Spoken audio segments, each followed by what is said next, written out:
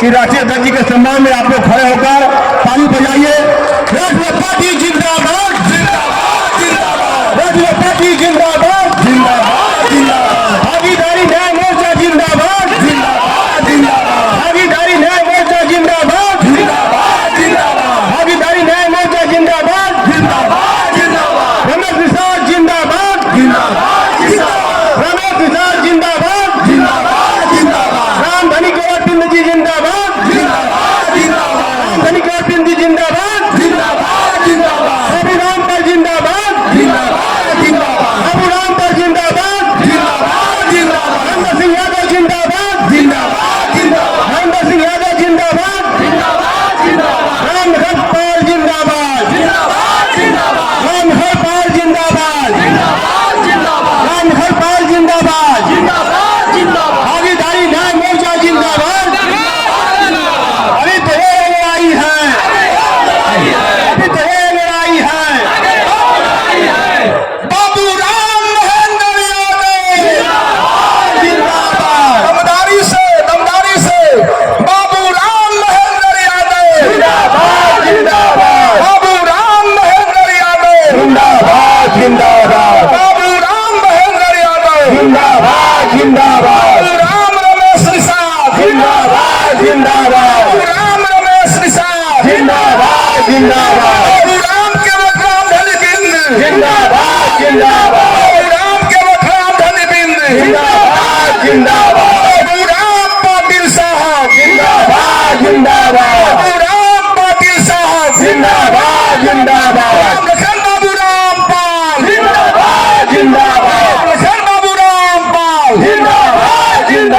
हमारा नेता कैसा हो, भाई हमारा नेता कैसा हो, तो ये लड़ाई है, तो ये लड़ाई है। केवल राम धनी बिंद जिंदाबाद, केवल राम धनी बिंद बाबू राम पाल केवल राम धनी बिंद बाबू राम पाल हेलो सम्मानित साथियों, हमारे मुख्य अतिथि जी आ चुके हैं। मैं यहाँ पे सभी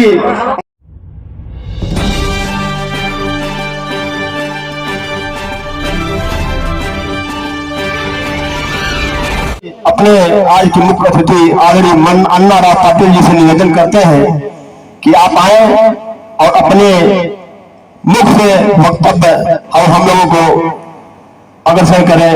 माननीय अन्ना राव पाटिल जी, अन्ना राव पाटिल जी जिंदाबाद, अन्ना राव पाटिल जी जिंदाबाद, अन्ना राव पाटिल जी जिंदाबाद। आगे बोलो, हम तुम्हारे साथ है बोलने का। जिंदा तो है अन्ना राव पाटिल, मारा कहाँ है? ये निकालो।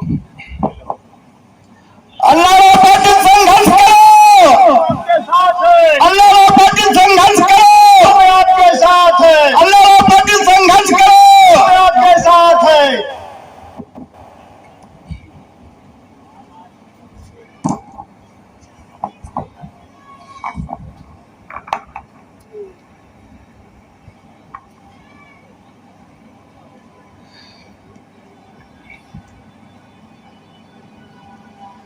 मैं आप सबसे पहले आप सबकी माफी मांगना चाहता हूं। आज इस प्रोग्राम में पुण्यश्लोक अहिल्या देवी होळकर की त्रिशताब्दी जयंती मना रहे हैं। मैं पुण्यश्लोक अहिल्यादेवी होळकर को कोटि कोटि धन्यवाद, कोटि कोटि प्रणाम, कोटि कोटि अभिवादन इस मंच से करता हूं। और इस अवसर पर मैं कैसे भूल सकता हूं डॉक्टर भीमराव जी आंबेडकर को, महात्मा फुले को, छत्रपति शिवाजी महाराज को। मैं उनको भी बहुत बहुत अभिवादन करता हूं, उनके चरणों में नतमस्तक होता हूं।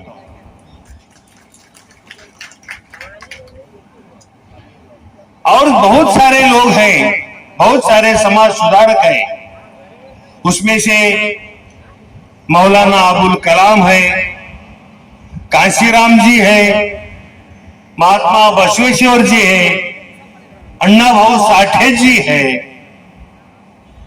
मल्हारराव होळकर जी है। इनको भी मैं बहुत बहुत अभिवादन करता हूं। अभी आपने गाना सुना, मेरे झोपड़ी के बाग खुल जाएंगे, राम आएंगे। कौन से राम आएंगे? बाबू राम आएंगे तब मेरे झोपड़ी के बाग खुल जाएंगे। वो राम आने अब आ ही नहीं सकते, आने की कोई जरूरत भी नहीं उनकी। अब उनका कुछ काम भी नहीं है। भाइयों, साथियों, मुझे गलत मत समझिए। मैं आप में से एक हूं, थोड़ा पढ़ा लिखा हूं, मैं जानता हूं इस देश को और इस देश के जनता को कौन सी विचारधारा पसंद है, इस पर मैं भाष्य करूंगा।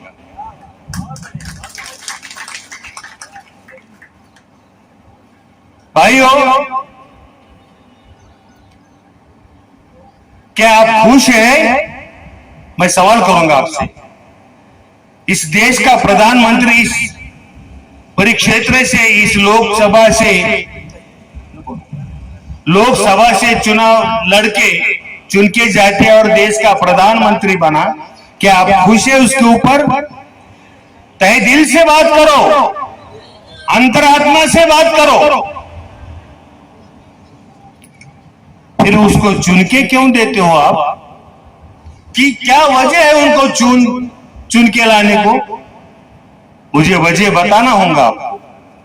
किस वजह से उनको बार बार चुन के देते हो? वो क्या बैरिस्टर है? देश का अर्थतज्ञ है? घटने का शिल्पकार है? क्यों चुन के देते हो?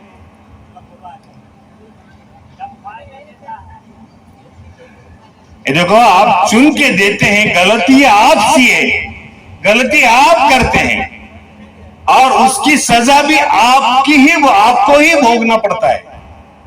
भाइयों, साथियों, ये मंच सोचने के लिए, विचारों के लिए, विचार आदान प्रदान करने के लिए बनाया है।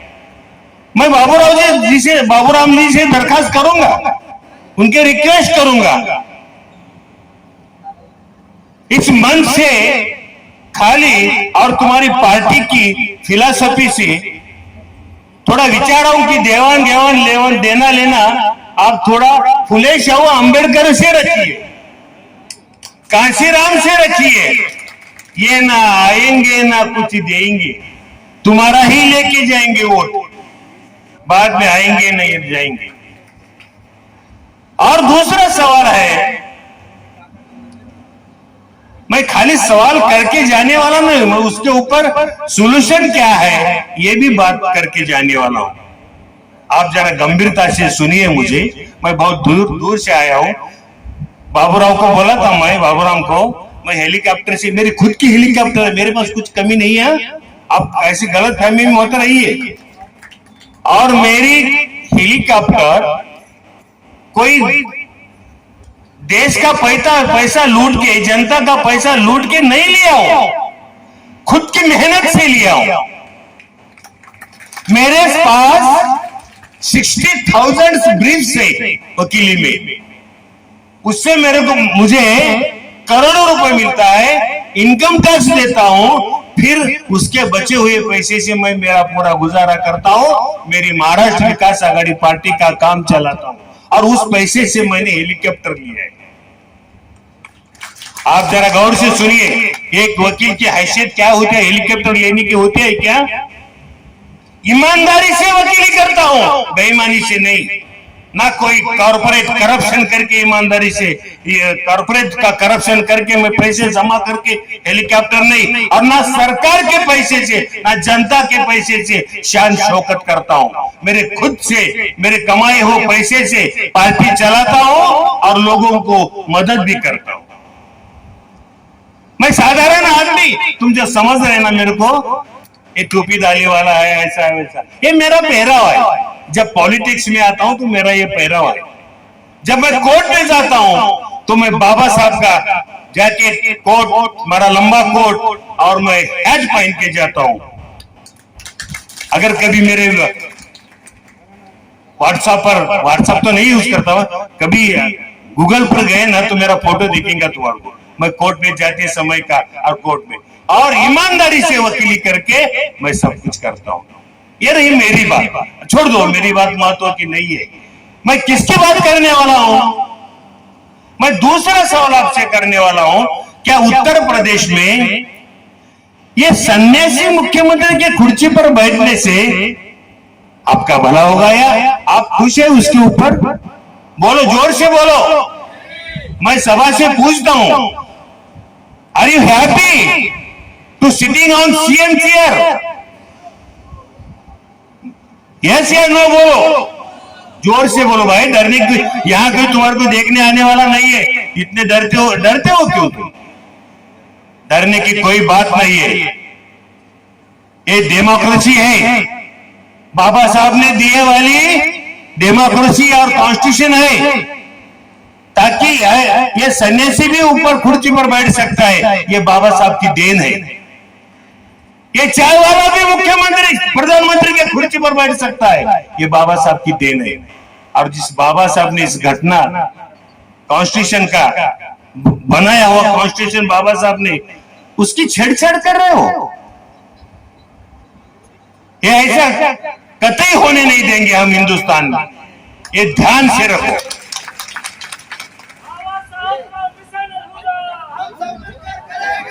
या ये करेक्ट है, this is the correct way. Baba Saheb का मिशन क्या है? बाबा साहब का मिशन आरक्षण देना नहीं है। बाबा साहब ने तब्बल 1 महीने के बाद, 1 महीना ब्रिटिश के सामने आर्गुमेंट करके, बाबा साहब ने जो तुम्हारे को हक दिया है, कौन सा हक दिया है? मतदान का, वोट का। और वो हक देते समय बाबा साहब ने डिस्क्रिमिनेशन नहीं किया, बड़ों को ज्यादा वोट, छोटों को, गरीबों को, ये ऐसा नहीं करा। राष्ट्रपति को भी हुआ, और सामान्य लोगों का, गरीब का भी मत का अधिकार का मूल्य एक ही है। ये बाबा साहब की खासियत है, इस पे जरा गौर करो। खाली बाबा साहब दलित के लीडर नहीं थे, तुम्हारी गलत फहमी है। और ना धर्म, बौद्ध धर्म दलितों का है, ये गलत फहमी से जरा दूर आए। जरा हट के जाइए जरा उससे। बाबा साहब का मिशन कौन सा है? बाबा साहब का मिशन गरीब हो या कोई बड़ा हो, उनको साथ में और एक साथ, और उनका विकास सबको, रोटी कपड़ा मकान, एजुकेशन, शिक्षा, ये सभी हक से मिलनी चाहिए। अभी हमारे बाबूराम जी बोल रहे थे कि इतना डिस्क्रिमिनेशन इसके पहले कभी नहीं आया, यानी कि भेदभाव। साथियों, मैं आपसे विनती करूंगा, इस देश में बाबा साहब ने जो डेमोक्रेसी लाई है ना, उसके अंदर ये SC/ST को आरक्षण दिया है, उनका रिजर्वेशन फिक्स है।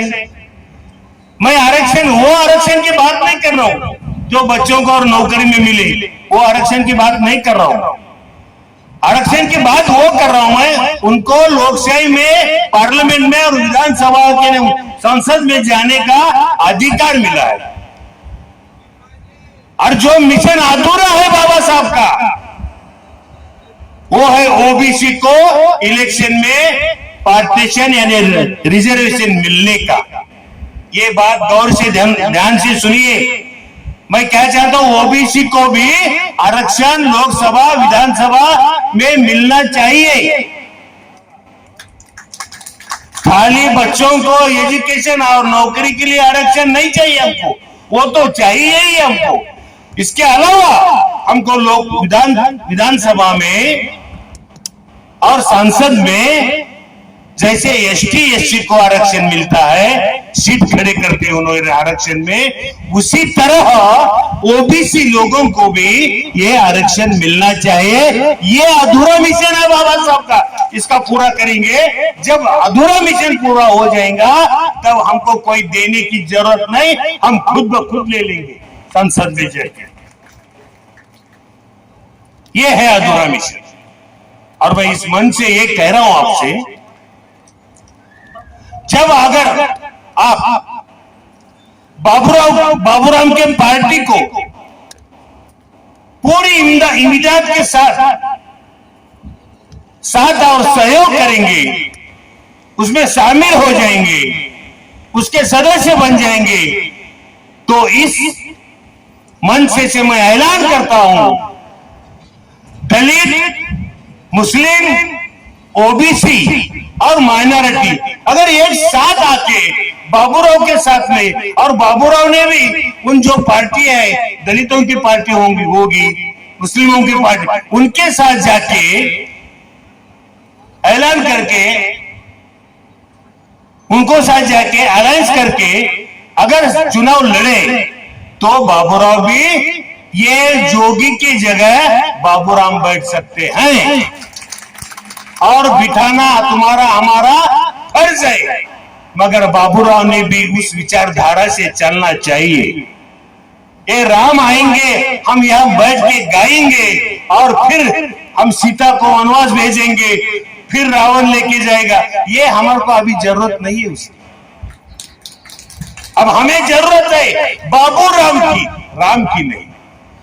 और बाबूराम को कैसे हाथ उनके मजबूत करने का है, ये आप तय करिए। और आप जो मन में लिए, तो ये बहुत बड़ी बात नहीं है। बाबा साहब ने तो वोट का अधिकार दिए वाला है दोस्तों। वो अधिकार बाबूराम को हो या कोई अन्य दलित का हो, मुस्लिम का हो, वो गद्दी पर बैठ सकता है। और एक बात मैं आपसे बोलूं, एक बात बोलता हूं आपसे मैं, देखो, जब से 2014 से भाजपा देश में आई है, सत्ता में आई है, तब से धर्मवाद, जातवाद और ये भेदाभेद बहुत आगे चला, बहुत बड़ी है। मैं आपसे गुजारिश करता हूं, ये धर्मवाद, जातवाद, पंथवाद क्यों बढ़ा? ये बढ़ने की वजह है आप लोगों ने बीजेपी को साथ दिया। यानी कि मैं किसी कांग्रेस का समर्थन नहीं कर रहा हूं, तुम ये गौर से सुनिए। मैं किसी कांग्रेस का या राहुल गांधी का या कांग्रेस पार्टी का या बीजेपी का और या कोई उनके साथीदारों का समर्थन में नहीं आया हूं। मैं खुद के विचार लेके आया हूं।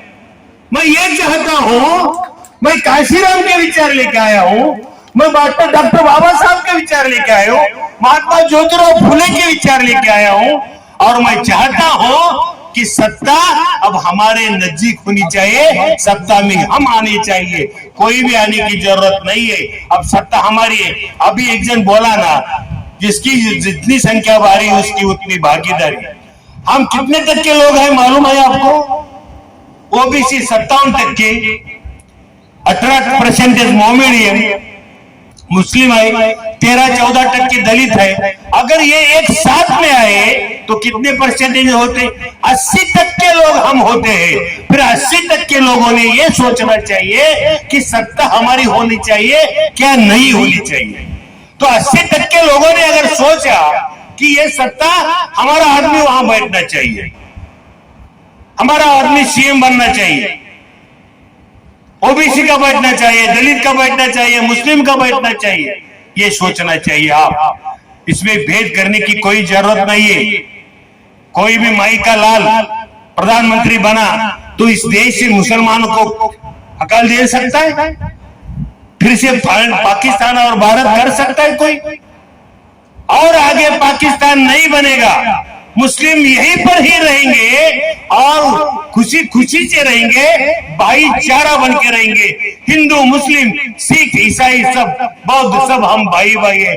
भाईचारा करके हम इस देश को चलाएंगे। तुम्हारी जरूरत नहीं है खाली हिंदू हिंदू। मैं हिंदू, मुझे गर्व है हिंदू होने का, मगर मेरा अर्थ ये नहीं है, मैं हिंदू होने का अर्थ ये नहीं है मेरा कि मैं किसी मुसलमान पर, किसी बौद्धों पर अत्याचार अन्याय करना।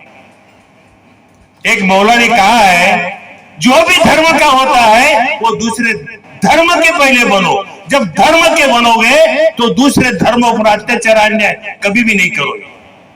पहले धर्म के बनो।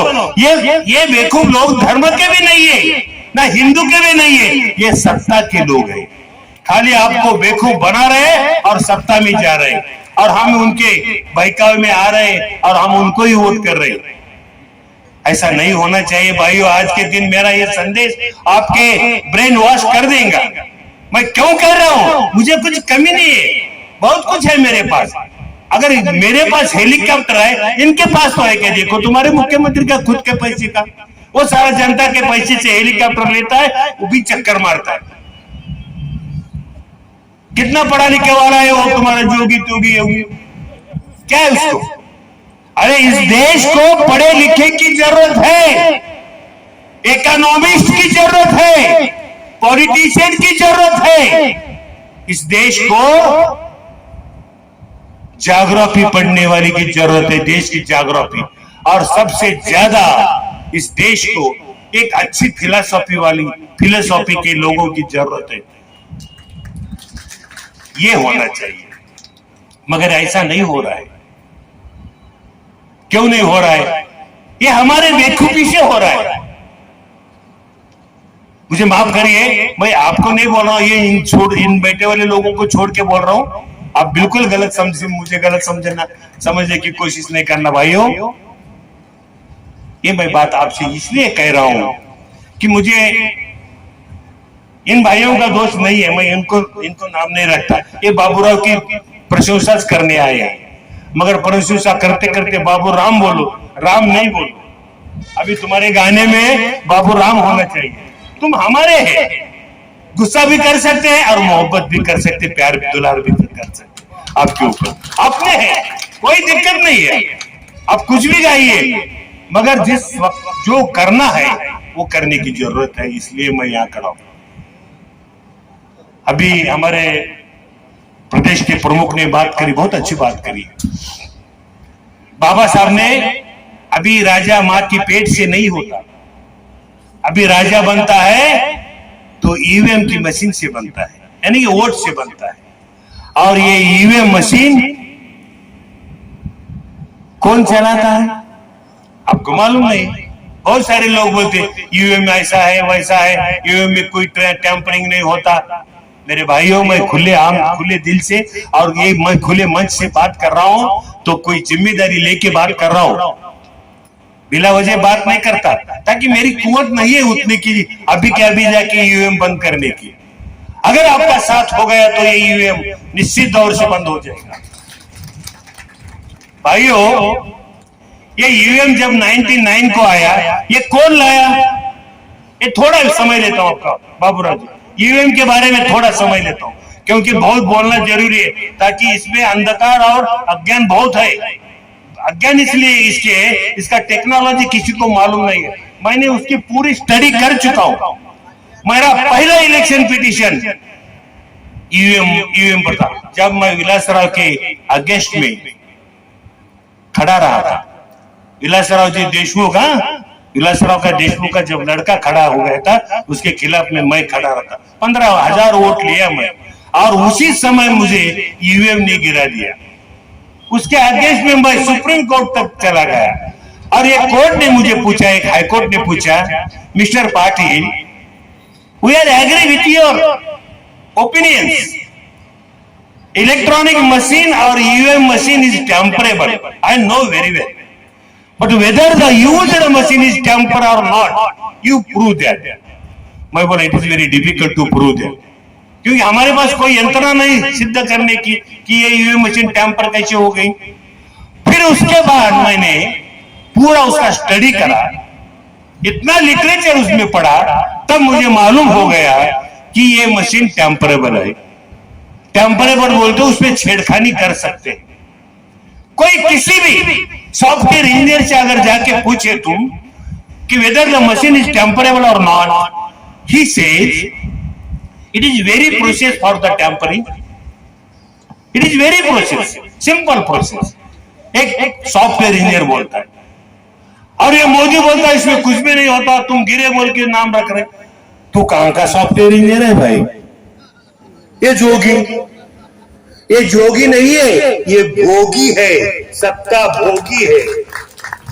जोगी आदमी सत्ता का लालच नहीं करता, और जोगी के संत के और जोगी के मन में कभी भेदभाव नहीं होता। क्या समझ रहे हो खुद को? तुर्रम खां समझ रहे लोग, आपकी वजह से तुर्रम खां होके बैठे हो। इनको सबक सिखाने का है। आप जरा कमर को बेल्ट बना के खड़े हो जाइए और सामने आइए इलेक्शन में, और ये बंद कर दी इनका तमाशा। जब तक ये तमाशा बंद नहीं होता, तब तक सही मायने में इस देश में डेमोक्रेसी का इंप्लीमेंटेशन नहीं होगा, कॉन्स्टिट्यूशन का प्रोटेक्शन नहीं होगा। कॉन्स्टिट्यूशन का प्रोटेक्शन कौन करने वाला है? हम करने वाले, आप करने वाले। जब तक कॉन्स्टिट्यूशन है तब तक हम है। थोड़ा इंटरफेरेंस इन कोर्ट हो गया तो कैसे कैसे फैसले आ गए।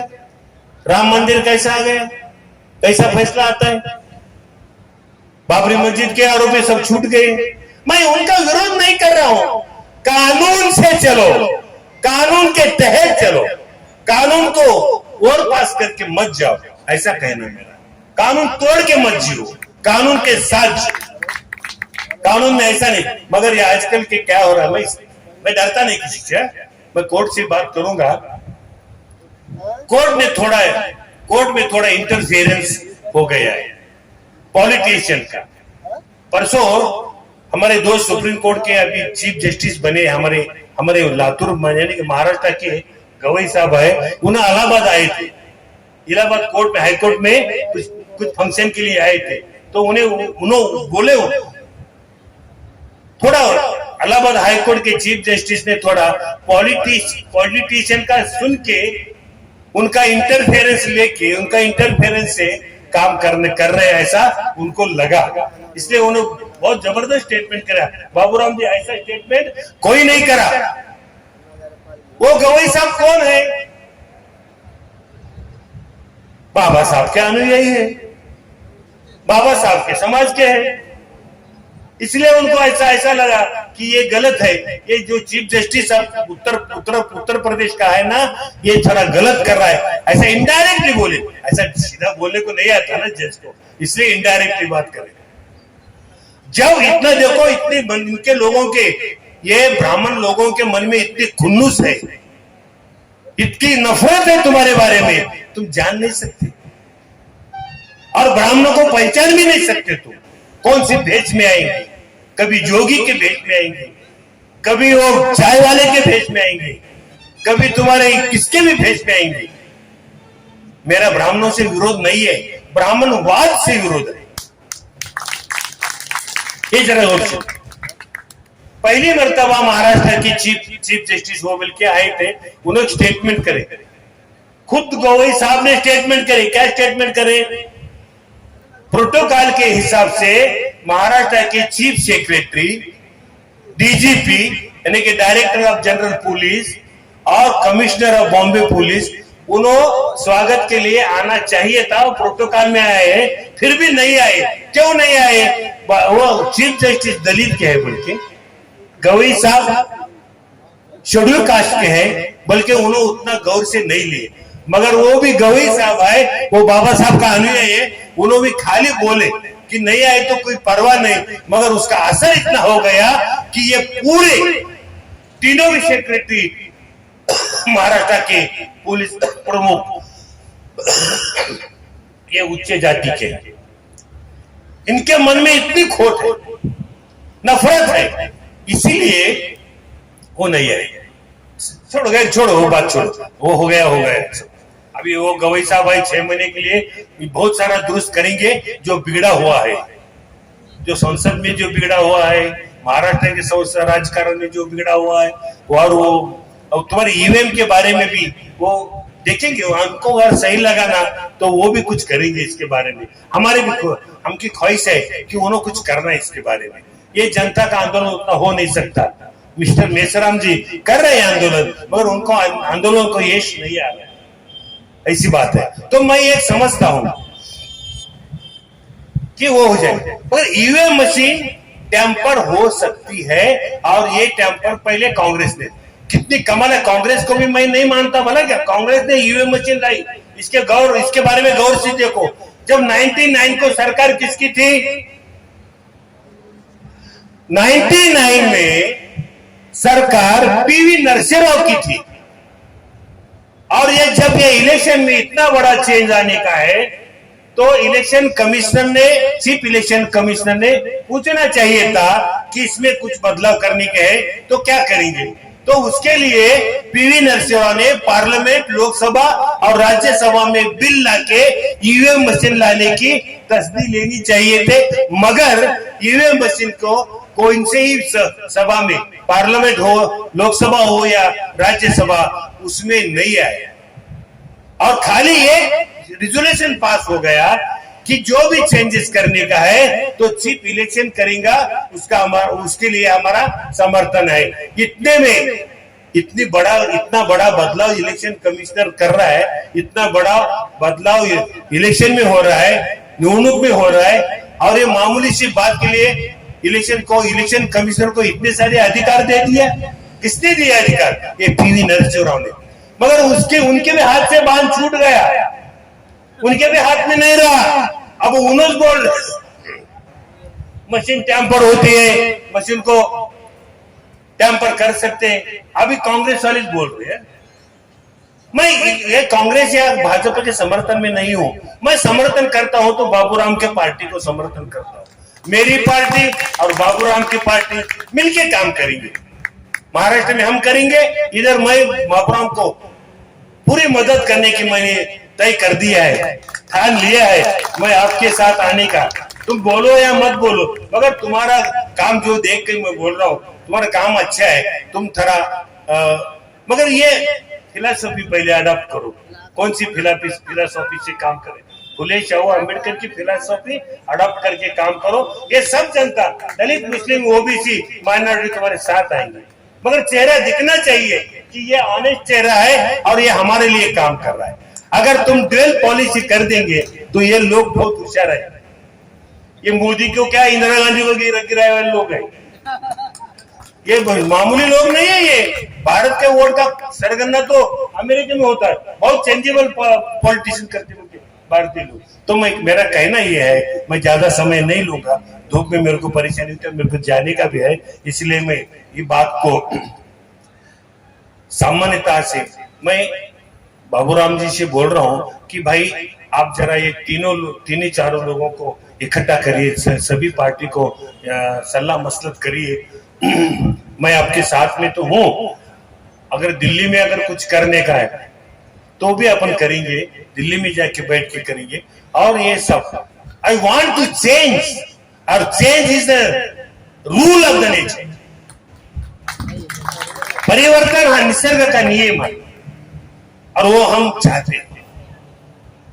भाइयों, बहुत समय हो गया है, मैं भी बहुत थक चुका हूं, अभी पूरे इत्मीनान से बात नहीं हो पा रही है मेरे से, मैं आपकी माफी मांगता हूं। और सभी को एक बात मैं कह के जाता हूं, आप बाबूराव का साथ दीजिए।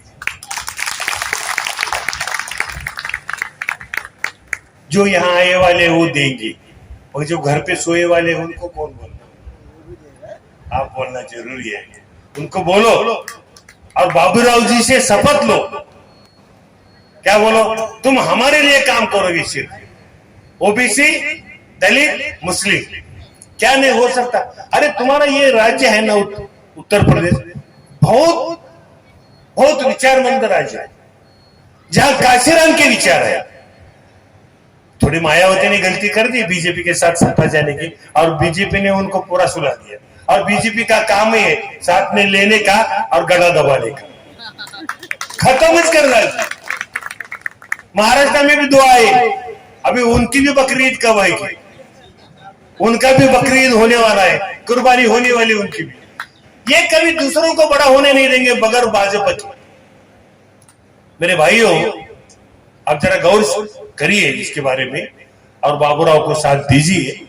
बाबूराव अगर बड़े हो गए ना तो तुम कभी भी बाबूराव का मनगर पकड़ के पूछेंगे, रिश्त पकड़ के पूछेंगे ये क्या हो गया। अभी योगी का, जोगी का, भोगी का हाथ पकड़ते क्या तुम? पास में आने नहीं देता हूं। तो अपना कौन है, इसके बारे में आप सोचिए, उनके साथ में रहिए, उनके साथ दीजिए।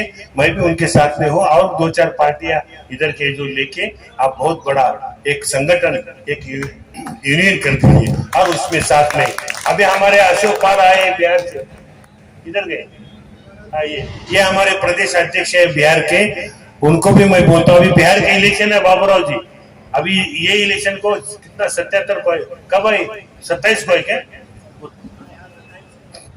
यहाँ 27 का है, यहाँ 25 को इलेक्शन होने वाले हैं। जरा आप, बिहार को जरूरत है, ये विचारों की जरूरत है।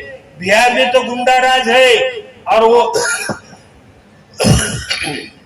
सब बेवकूफ लोग वहां सत्ता में बैठे हुए हैं, उनको हटा के दलित, ओबीसी, माइनॉरिटी के लोगों को, मुस्लिम को लोगों को सत्ता में लाने के लिए आप कोशिश करिए। आप कर सकते हैं, nothing is impossible on current situation. You do first then get success. तुम पहले करो, बाद में यश मिल जाएगा। और मेरा पूरा भरोसा है फुले शाहू अम्बेडकर के विचारों पर, जो भी प्रामाणिकता से, जो भी ईमानदारी से अगर कोई फुले शाहू अम्बेडकर का विचारों का जो चलता है, वो कभी हारता नहीं और कभी पीछे मुड़ता नहीं। इतनी बात ध्यान में रखिए। धन्यवाद।